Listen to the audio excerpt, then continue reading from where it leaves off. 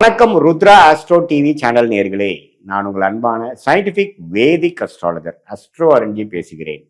நல்லது நினைப்போம், நல்லதே நடக்கும். இந்த வீடியோவில் நாம என்ன பார்க்க போறோம்னா, வரக்கூடிய ஜூலை 2026 மாதம் கடகராசிக்காரர்களுக்கு எத்தகைய ஒரு மாதமாக, பலாபலன்கள் நிறைந்த ஒரு மாதமாக, சயின்டிபிக் வேதிக் அஸ்ட்ராலஜி முறையில எந்த விஷயத்தையும் மிகைப்படுத்தாமல், பரிகாரங்கள் அது மாதிரி விஷயத்துக்கெல்லாம் போகாமல், ஒரு கிரகமும் ஒரு இடத்துல இருக்கும் பொழுது, சஞ்சரிக்கும் பொழுது அந்த ராசிக்கு எந்தவித ஒரு தாக்கத்தை கொடுக்க போகிறார், வாழ்க்கை பயணம் எதுமாற திசையில திரும்ப போகிறது, எதுமாற முடிவுகளை எடுத்தால் அது மாதிரியான ஒரு நல்ல பலன்கள் வரும் அப்படிங்கிறத சயின்டிபிக் வேதிக் அஸ்ட்ராலஜி முறையில துல்லியமான பலன்கள் நாம பார்க்க போறோம். இப்ப பாருங்க, ஜூலை மாதம் 2026 பிறக்கும் பொழுது கடகராசிக்கு குருவே ராசிக்குள்ளேயே இருக்கார்.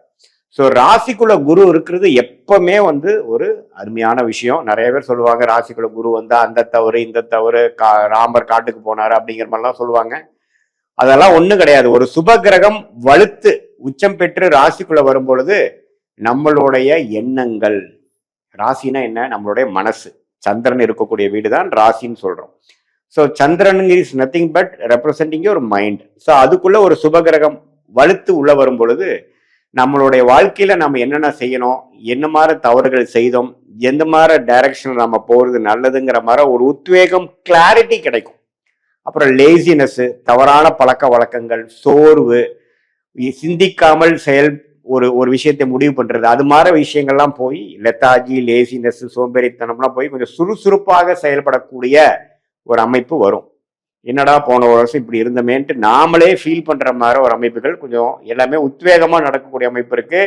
அவர் 7ஆம் இடத்தை, 5ஆம் இடத்தை, 9ஆம் இடத்தை பார்க்கும் பொழுது குடும்பஸ்தர்கள்லாம் குழந்தை மேல ஒண்ணுமே அக்கறையா பாத்துக்கிறது, மனைவியை புரிந்து நடந்துக்கிறது, கணவனா இருந்தா மனைவி, மனைவியா இருந்தா கணவரை கொஞ்சம் புரிந்து அனுசரிச்சு நடந்துக்கிறது, அப்பா விஷயங்கள், அப்பா என்னதான் அவர் நமக்கு உறவுகள் சரியில்லைனாலும் அவர் என்ன மாதிரி நமக்கு செஞ்சிருக்கிறாருங்கிறதை புரிந்து இன்னுமே கொஞ்சம் ஹையர் மைண்ட், அதாவது ஒரு மெச்சூர்டு மைண்ட் என்ன யோசிக்குங்கிற மாதிரி ஒரு மெச்சூரிட்டியோட செயல்படக்கூடிய ஒரு அமைப்புகள்லாம் நமக்கு கொடுக்கக்கூடிய அருமையான ஒரு குரு பயிற்சி நடந்துருச்சு. அதுல இந்த ஜூலை மாதமும் ஒரு மாதமாக அடங்கி வருது.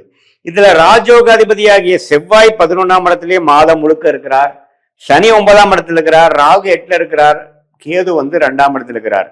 இதுல என்ன ஒரு விஷயம்னா, சுக்கிரன் ராசிக்குள்ளேயே ஜூலை மாதம் முதல் வாரம் இருக்கிறார். செகண்ட் வீக்ல இருந்து பாத்தீங்கன்னா 2ஆம் இடத்துக்கு அதிகமான சில வருமானங்கள், பணம் கையில காசு கொஞ்சம் நிக்கிற மாதிரி, சேர்ற மாதிரி கேதுவோட சேர்ந்து சுக்கிரன் வருவது இல்லற வாழ்க்கைக்கு, காதல் விஷயத்துக்கு, பண வரவுக்கு, இது மாதிரி வீடு வண்டி வாகனம் அது மாதிரி விஷயத்துக்கு, சுகபோகமான சில விஷயங்கள் செய்துக்கிறதுக்கு எல்லாத்துக்குமே ஒரு நல்ல ஒரு மாதமாக கடகராசிக்காரர்களுக்கு இந்த ஜூலை மாதம் வருகிறது. அதே சமயத்துல புதன் வக்ரமாக 12ஆம் இடத்துக்கு போகும்பொழுது சில சுப விரயங்கள், இப்போ நாம பல நாளா நம்ம சில விஷயங்களை யோசிச்சுட்டு இருந்தது, இப்பதான் நம்ம கொஞ்சம் சுப விரயம் செய்யக்கூடிய, ஒரு இன்வெஸ்ட்மெண்ட் பண்ணக்கூடிய, ஃபியூச்சருக்காக ஒன்னில ஒரு ஸ்கூல்ல படிக்கிறாங்க குழந்தைங்கன்னா அவங்களுக்கு வேணுங்கிறதுக்காக ஒரு இன்வெஸ்ட்மெண்ட் பண்றது, ஒரு இன்சூரன்ஸ் பாலிசி எடுக்கிறது, இப்போதைக்கு ஓடுறதோட இன்னைக்கு வாழ்ந்தமா இன்னைக்கு செலவு பண்ணோமான்னு இல்லாம நாளைக்கு பத்தி யோசிக்கக்கூடிய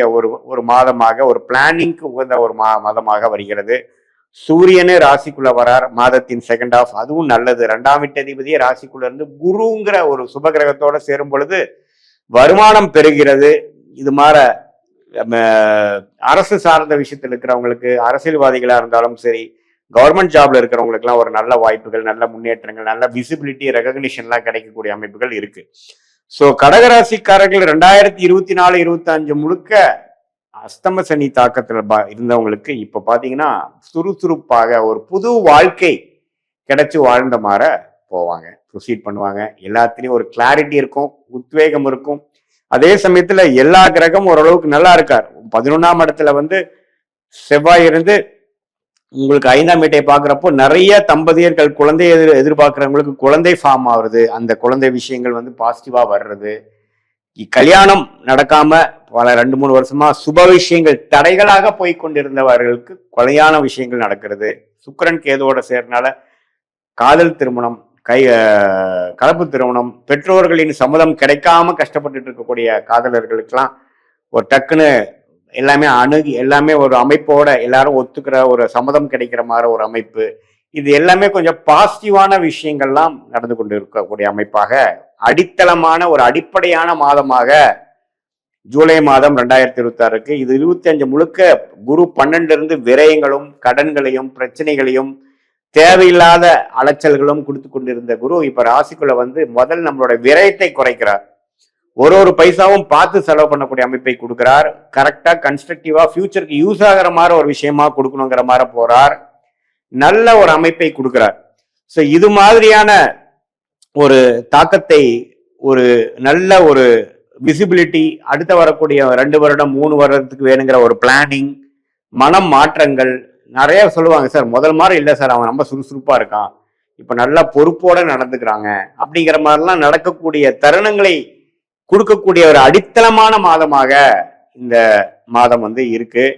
இதை வந்து எல்லா கடகராசிக்காரர்கள் மாணவர்களா இருந்தாலும் சரி, இளம் வயதினரா இருந்தாலும் சரி, நடுத்தர வயதினரா இருக்கக்கூடிய தொழிலதிபர்கள், வேலையில் இருக்கக்கூடியவர்கள், சீனியர் சிட்டிசன்ஸ் எல்லாமே இதை வந்து யூஸ் பண்ணிட்டு அவங்களுடைய வாழ்க்கையில இருக்கக்கூடிய சேலஞ்சஸ், அவங்களுக்கு எதுல போய் ஸ்டக்காகி இருக்கிறாங்களோ அந்த பிரச்சனைகளிலிருந்து மீண்டு அடுத்த படிநிலை, வாழ்க்கையில அடுத்த படிநிலைக்கு போகக்கூடிய ஒரு புஷ், ஒரு அமைப்பு கொடுக்கக்கூடிய ஒரு தருணமாக இதை நம்ம பார்த்து இந்த மாதத்தை நாம உபயோகப்படுத்தி கொள்ள வேண்டும் என்பதை ஜோதிட ஆலோசனையாக சொல்றோம். இது பொதுவான பலனை தவிர உங்களுடைய ஜென்ம ஜாதகத்துல நீங்க எந்த தேதியில பிறந்தீங்க, எந்த ஊர்ல பிறந்தீங்க, என்ன டைம்ல பிறந்தீங்க, நேரத்துல பிறந்தீங்கிற வச்சு உங்களுடைய ஜாதகத்தை திருக்கணித பஞ்சாங்க பிரகாரம் போட்டு நம்மளுடைய அஸ்ட்ராலஜிக் செஷன் நம்ம என்ன பார்ப்போம்னா, நீங்க என்ன லக்னத்துல பிறந்தீங்க, அந்த லக்னாதிபதி எப்படி இருக்குது, நீங்க வந்து கடகராசியில் ஆயில நட்சத்திரமா, பூசமா, புனர்பூச நட்சத்திரமா, இப்ப என்ன தசாபுக்திகள் போய் கொண்டிருக்கிறது, அந்த தசநாதன் புக்திநாதன் இப்ப நம்ம பேசின கோச்சாரத்தில் எப்படி இருக்கிறார், அது யோகமான திசையா, என்ன மாதிரி ஆதிபத்தியம் அது நடந்து கொண்டிருக்கிறது, எது மாதிரி விஷயங்கள் நடக்கிற மாதிரி இருக்கு,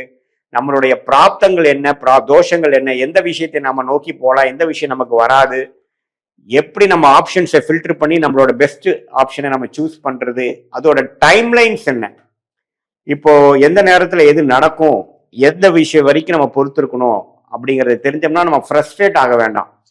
பேஷண்டா பொறுமையாக நம்மளுடைய நேரம் வருவது வரைக்கும் நம்ம வந்து பொறுமையாக இருந்து நம்மளுடைய எக்ஸ்பீரியன்ஸை கெயின் பண்ணக்கூடிய அனுபவத்தை பெருக்கக்கூடிய ஒரு காலம் எப்படி இருக்கு, அடுத்த வரக்கூடிய பிரேக் நமக்கு எப்ப கிடைக்குது, நம்மளுடைய பிராப்தங்கள் என்ன காட்டுது, வெளிநாடு வாய்ப்புகளை காட்டுதா, அல்லது பிரைவேட் செக்டர்ல போய் ஜெயிக்கிறதா, அல்லது அரசு உத்தியோகமா, அல்லது வேலையே வேண்டாம் தொழில் தான் நமக்கு நல்லா இருக்கா, இது எல்லாமே நம்மளுடைய உங்களுடைய இண்டிவிஜுவல் ஜாதகத்தை பார்த்து இப்ப நம்ம பேசின சயின்டிபிக் வேதிக் அஸ்ட்ராலஜி முறையில சொன்ன அந்த கோச்சார் அமைப்பையும் சேர்த்து வைத்து பார்க்கும் பொழுது உண்மையுமே துல்லியமான பலன்கள் எப்படி வந்து கடகராசிக்காரர்களுக்கு வந்து அடுத்து வரக்கூடிய பொதுவான பலனையும் உங்களோட உண்மையான அக்யூரேட்டான ஜாதகத்தையும் சேர்த்து வைக்கும் பொழுது அடுத்து வரக்கூடிய 3 மாதம் 4 மாதம் ஷார்ட் டேர்ம் எப்படி இருக்கு, லாங் டேர்ம் எப்படி இருக்கு, எந்த நேரத்தில் எது மாதிரி முடிவுகளை எடுக்கலாம் அப்படிங்கிறதை தெரிந்து உங்களுடைய யோகமான தொழில், வேலை, படிப்பு எல்லாத்தையும் தெரிந்து அதுக்கு தகுந்த மாதிரி உங்களுடைய வாழ்க்கை திட்டங்களை தீட்டி அது பிரகாரம் நீங்கள் செயல்படும் பொழுது வாழ்க்கையில் எளிதில் நீங்கள் வெற்றி பெற முடியும் என்று சொல்ல விரும்புகிறேன்.